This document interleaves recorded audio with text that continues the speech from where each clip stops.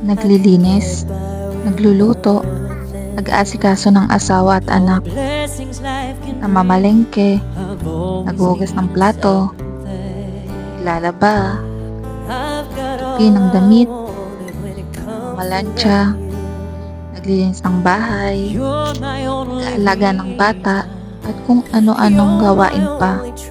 Pero walang pumuna. Kapag may lakad, nagayak na ang lahat, akalang gagayak ang isang ina. Lagi siyang nahuhuli. Pero sa kanya ang sisi kapag nalilate sa oras na dapat ay aalis. Nagkasakit ang anak o kaya ay naiwan na may tambak na gamit sa sala na pwede namang itabi na lang, pero katakot-takot na po na ang inani ng isang ina. Ganyan ang realidad ng buhay ng isang full-time housewife.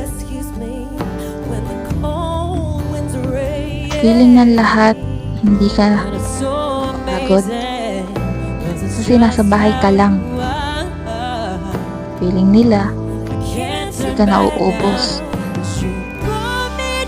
Feeling nila, sila lang ang may karapatan na mag-complain.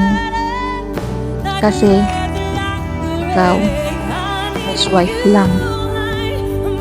Pero ang totoo, ubos na ubos ka na kasi sila inaalagaan at minamahal mo. Pero ikaw, konting thank you for taking care of our family, wala kang narinig.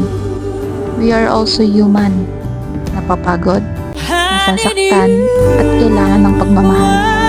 Salute to all moms out there. Mabuhay po kayo.